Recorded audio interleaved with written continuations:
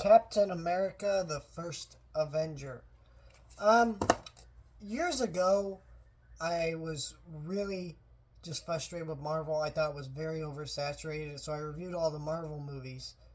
And I didn't do a good job. I actually have been wanting to re-review all of them, but that's a lot of movies, and I don't have the time.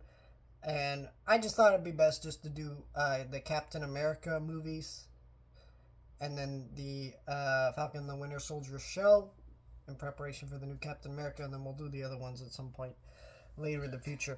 I like this movie more than I thought I would.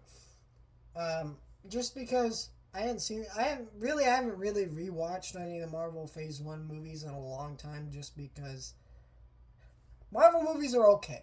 I watched them once, maybe twice. There's a couple of them I really like that I've seen multiple times, but this movie I haven't seen in years.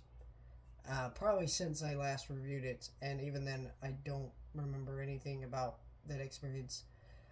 This movie is directed by Joe Johnston, who actually is a pretty good director. He directed the first Jumanji movie, uh, Jurassic Park 3, we don't need to talk about that, The Rocketeer, and a couple other movies that are pretty good.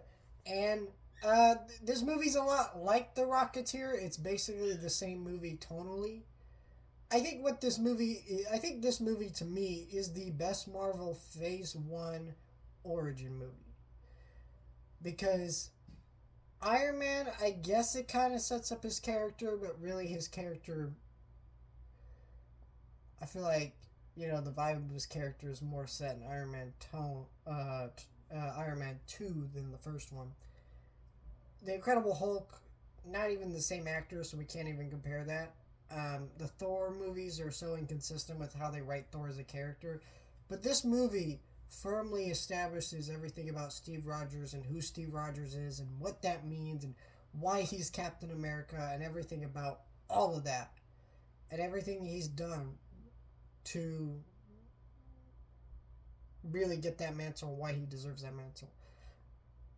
I mean, this is a man who literally, there's that great sequence where they're doing the fake bomb test, and Steve does not hesitate to give his life for the team.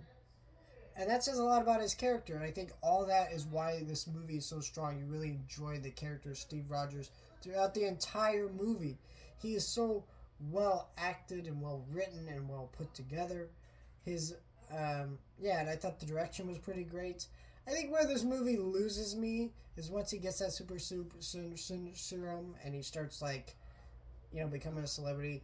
That to me felt like they were trying to make fun of the Captain America outfit from the comics and stuff, and I just feel like that's ridiculous. Like, we don't need to do that.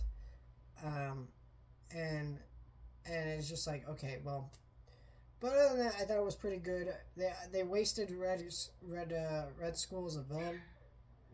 But that's kind of all these Marvel movies at this point. But, and, Peggy and Steve's relationship is great. The ending of this movie where Steve's like, I had a date. What a great moment. So I just think this movie holds up a lot better than I remember. I think it does a lot to establish the character of Steve Rogers. Isn't one you're going to rewatch a whole lot? Not really, just because this movie is a little sluggish. It's not the most fun action, right? But it is I think it's really great at what it set out to do, which is establishing that character and everything you need to know about him. And honestly, rewatching it was a very fun experience.